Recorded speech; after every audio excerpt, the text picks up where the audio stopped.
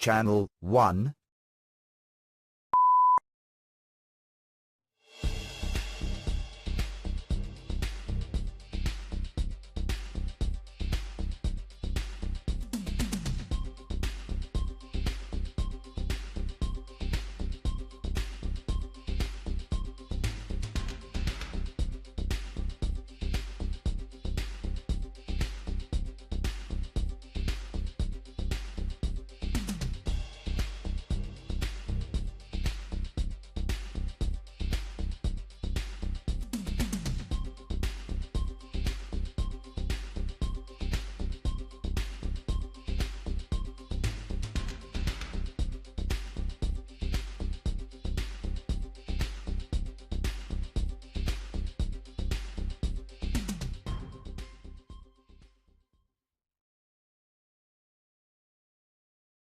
Channel 1.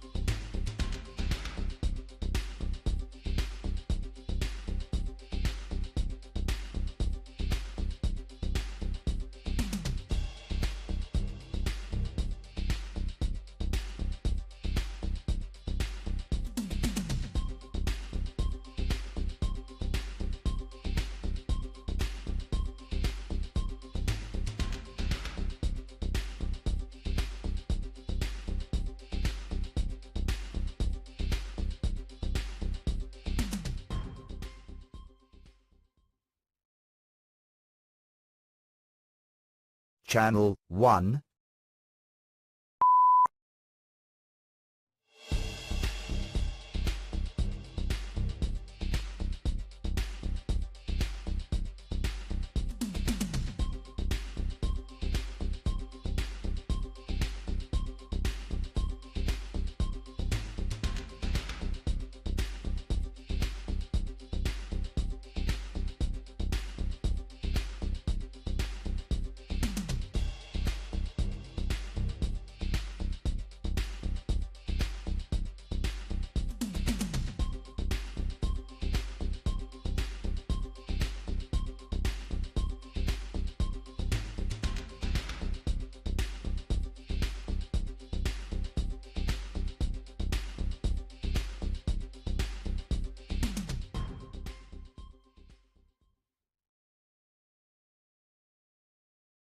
Channel 1.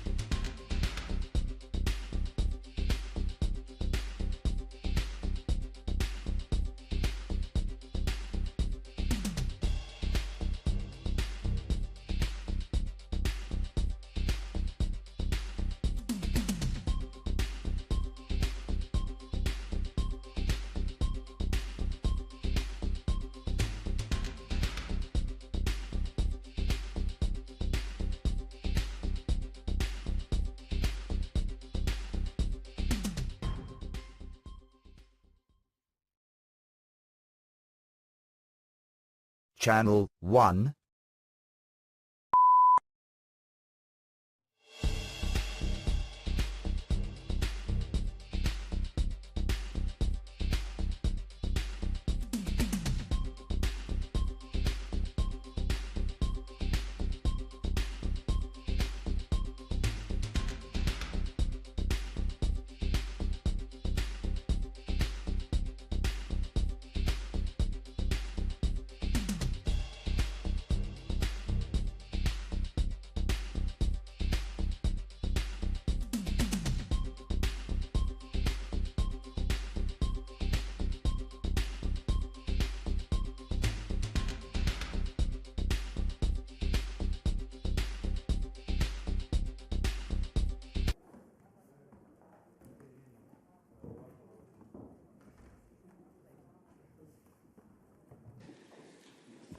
Good morning, bonjour, everybody. Welcome to our S&T Group press conference. Due to the sad passing away of our group's president's father, Irache Garcia's father, she is not here this session, and it is then, of course, our pleasure to welcome Pedro MARQUES, our vice president, to replace our group president today. And then, of course, there will be time for your questions. Thank you, Ute. Indeed, let me start by saying that our thoughts are indeed with Irache. It's been a horrible year for her on a personal term, and we just hope that she continues to fight as she has been doing throughout all her life, and particularly her career. But we are by her side, of course, in this difficult moment. So, regarding this week and topics, first of all, of course, I would like to highlight the 2-year anniversary of the war in Ukraine, the difficult situation on the ground, and the impossible situation for democratic forces as well in Russia, the death of Navalny, his braveness, his courage of keeping on fighting this regime from the inside, and unfortunately that even meant losing his life in the middle of this. We will be hosting Yulia Navalny, as you know, in the plenary. It will be a very solemn moment in which we do remember the fight for freedom in that country. But of course, with the statement of the COP last week, with the statement of President Metsola now, I mean, we have been by the side of Ukraine. We have been certainly by the side of the democratic forces in Russia, but we have been by the side of Ukraine, and we will remain by the side of Ukraine. We have just approved the 13th package of sanctions. We are voting this week, finally, both the revision of the MFF and the final hurdle for the Ukraine facility, the 50 billion Ukraine facility, a very important moment as well. And we have been pledging for the continuous support, military support to Ukraine through this war. So we will continue to stand by the side of Ukraine, and we want also to recognize the important news that we got of Sweden finally joining NATO. This is also the result of the actions of Mr. Putin. Moving to a different stance, I would like to highlight that this weekend we will have our PES Congress. Important topics that will also be discussed this week here in Strasbourg will be certainly in our manifesto, in our political discussions, and will be part of the most important calls and policies defended by our lead candidate, Nicola Schmidt. As you know, we will be electing our Spitzencandidate, but also approving a manifesto that really pledges for strong support to the Europeans, to the SMEs, to the families on the transitions, on the digital, on the green transition, continuing with the transitions, supporting the families in the cost of living crisis. That will be quite of an important feat. Also, EPP has a Congress soon. They have announced finally that President von der Leyen will run as a Spitzen as well. They had a joint press conference, and we have also some questions in a sense. It would be important to understand where does this now candidate to be president of the Commission stands, for instance, on the nature restoration law. EPP just announced, apparently, you might have gotten that confirmation here just minutes ago, that they will vote against the nature restoration law. So they have a bunch of governments in the Council, as they always say proudly, Mr. Weber. These governments were supporting the agreements on the trilogue. They even had a rapporteur that is now a chief of staff of a commissioner for the Green Deal that was negotiating this agreement in the trilogue, and now EPP goes against all of that. So, and goes against certainly the policies defended by the Commission of President von der Leyen. We are curious to understand where do they stand finally on this, and certainly their Spitzencandidate on this position by the EP party. It's just a question that I'm sure that will come back in some press conference in the future around this candidacy. EPP also has said that they will be pro-European, pro-rule of law. But at the same time, they have in their ranks, in their affiliated parties, parties like the party of Mr. Vucic, that has been basically the most pro-Russian of these parties in Europe at this stage, basically defending a bunch of policies that are certainly not pro-European, and in terms of rule of law with these rigged elections this recently. And this is a prominent party within EPP. We have had Mr. Salvini, that is part of a coalition for government with EPP's party in Italy, that failed to condemn the murder of Navalny. We have had Fratelli d'Italia's leader, Mrs. Meloni, failing to condemn what happened in Acca Larenzia. So a bunch of questions that should be put to this pro-European, pro-rule of law EPP about these partners that they have been flirting and even marrying in some governments in Europe. These are questions that certainly will come within the campaign. But about the nature restoration law, we, as I said, are quite surprised about this final position of the EPP. We still hope to win this vote.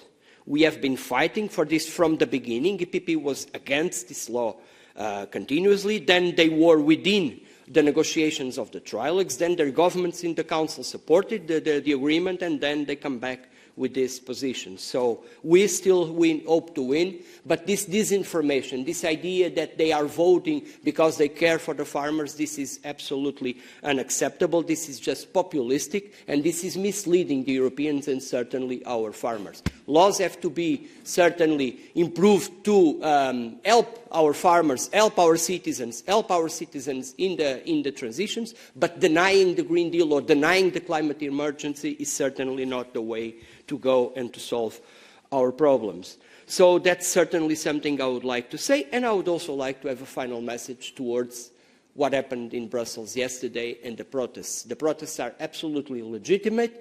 We do care about the conditions of every citizen in the transitions and in their daily lives, but violence is not acceptable. That's not proper in a democratic union as it is ours.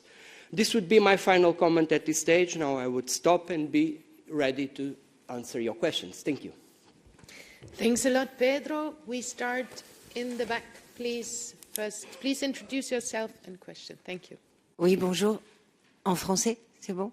Emmanuel Strasser pour Bruxelles 2. Quelle est la place de la défense européenne dans votre manifeste?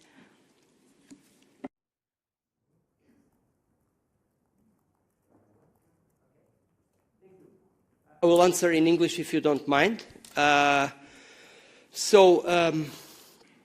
We have been, as I said in my introductory remarks, we have been very strongly supporting Ukraine from the beginning. And I would argue that it was important that my political family stood unequivocally by the side of Ukraine, even supporting, and some of the bigger governments in Europe, the ones that have actually provided, not just with rhetorics, but with actions, resources to the Ukrainians, come from my political family. And that's certainly something that I would like to highlight. So for us, a more geopolitical Europe, in actions and not just in words, it's something that will actually have to happen in these next few years. We do see that NATO has to continue to have its role in a collective defense in Europe, but we as Europeans have to do more within our NATO alliance, and we have to be stronger in our NATO alliance and certainly supporting more the Ukrainians with concrete actions. So, I mean, everything is up to be discussed at this stage. We can reinforce our military capacities through the industrial capacity. It's very important that we focus on European industrial capacities to collectively improve our capacities then on the military ground. So a lot of discussion will happen from now on, but we do need to, with concrete actions, we do need to continue to support Ukrainians, as we just did with the approval, or as we will do finally this week with the approval of the Ukraine facility. Thank you. Thank you. Eddie, please. Thank you, Eddie Wax from Politico. When you talk about your Congress in Rome coming up, the polls in your country, Portugal, are not looking great at the moment for your party. And, you know, the EPP is always boasting about having 12 governments around the UCO, maybe 14, when the top jobs are being handed out. Do you fear that social democracy is slipping into a kind of very low second place? And that kind of the election result looks kind of inevitable. What's your plan to reverse that? Thank you, Eddie. I mean, if you look at these European polls, what you see is that us and DPP, we are solid on the two first ranks, I would say, polling in the different polls that have been gathered. So these two big political families will have an important responsibility to the next term. We are fighting to win the European election. We can win the European election, by the way. And if you talked also about my member state, my country, you can also see from those polls that the polls are neck to neck. This is a very specific situation in my country. We come from this absolute majority interrupted by this press statement by the judiciary system, a very complex situation, no concrete accusation to the Prime Minister, but finally he stepped down to allow for democracy to work properly. We are neck to neck with the centre-right party, with this coalition in the centre-right. And I guess in Europe, as I said, we are fighting to win the European election, and we will fight for the pro-European values before the campaign and after the campaign. And that's what the question that will also be put to Mr. Weber and to the EPP. This kind of coalitions, this kind of rhetoric that we had, for instance, on the restoration law now, is this something that will continue after the election? Something to be seen. But we are fighting to win the European election, and we are really, really far apart from all the other groups, aside naturally with the EPP. So we are running with them neck to neck, and the rest quite a bit distant. So I say that our message, the progressive message, has fared well these last few years. The citizens continue to trust us, and will be very relevant in the next Parliament. That's absolutely sure from any of these polls that you can see. Thank you. Yes, we turn to the right, Pedro. Hello, Pietro Quastamacchianza. Tonight, the Italian Democratic Party won the regional election in Sardinia in a list with the five-star movement. What does tells in terms of coalition possibilities for the socialists in Italy and maybe on a European level as well? Thank you. Thank you for the question. Even if it's a regional election, I guess it goes with the general mood that I just referred to. We are faring well as a democratic party in Italy and as a democratic pro-European party all over Europe. It's just a sign of the work that Ellie is doing in Italy and all the party there. We have been the real opposition, I would say, to this center-right, far-right coalition with this, I mean, as I referred at the beginning, with some moments that are really, really to be condemned, like this situation by Salvini failing to condemn the murder of Navalny, just to give an example. The situation in Rome a few weeks ago. I mean, there's simply too much going on. And this normalization by EPP of these coalitions with the far right is something that, fortunately, we have been fighting also strongly in Italy with the good result that I would like to salute. Thank you. Yes, please. Hi, good morning. Francesco Bortoletto, Europa Today. You said, Mr. Marquez, that you're committed to the process of the Spitzenkandidat, but you said so even 5 years ago and ended up supporting a nominee who hadn't run as candidate and who you've been criticizing during this briefing, actually. So my question for you is, what will you do in case the European Council nominates another person who's not running as a candidate for any party? And also, how is your own selection process for Commissioner Schmidt anything like democratic if he's the only candidate for the position? Thank you very much. Well, what I can tell you is that, if you well remember, 5 years ago, we fought hard for a candidate that was Franz Timmermans, that I still argue that would have been a great president of the Commission. Basically, he was the leader of what is now called the European Green Deal, but he was behind the creation of this European Green Deal. So we fought hard for a Spitzencandidate to become president of the European Commission. Finally, that was not the agreement on the Council, but that was our fight there. And we will, and we just presented, or we will approve this weekend, a Spitzencandidate again, because we believe in this process. This idea that we have a face to bring to the Europeans, to say clearly, this is the face of our candidacy, of our policies, that's the most important. And exactly what I just said, of the policies. By the way, I did not criticize Mrs. von der Leyen. I put a bunch of questions, or I kind of put questions as if she was here in a press conference as well. It's about the coherence of the candidate with the policies. That was what we did also 5 years ago. When she was finally voted by the Council, we managed to squeeze into the program the Green Deal, the minimum salaries, the unemployment reinsurance benefit. All of these were the conditions for us to vote that candidate. And after this election, it will be yet again like that. It's about the candidate, but it's about the policies. So, will you continue to support the Green Deal? Our candidate certainly does. Will you support people in the transitions? Our candidate does. Then we'll see what are the questions to be put to the eventual candidate to President of the Commission. Thank you. Sorry, and about Commissioner Schmidt? Like, well, look, I don't... What can I tell you about that? I mean, the process was completely open. There was a lot of negotiation. Sorry, this podium is a bit tricky, but because I brought the computer. We had our normal negotiation and evaluation within our parties. Nicholas was finally the only one being put forward, but we had a large discussion, and we have now the normal appointment within the party with a vote in the Congress. So I don't even see how you can say that it's not a democratic process. It was completely open. We could have had 10 candidates if they would have been presented. So no, I mean, there were no conditions being put. No, it was a completely free process. And finally, Nicholas is a great candidate. He's the face of our most, I mean, you saw what I referred, the unemployment reinsurance, the minimum salaries. Nicholas was the face of all of this, of the Porto agenda. So, I mean, he's a great candidate for a progressive political family. It's a very good choice. And certainly a democratic one. It was completely open within the party. Thank you. Thank you. Anna, please. My question is about the situation. Anna, please. Anna Wadensky from Europe Diplomatic.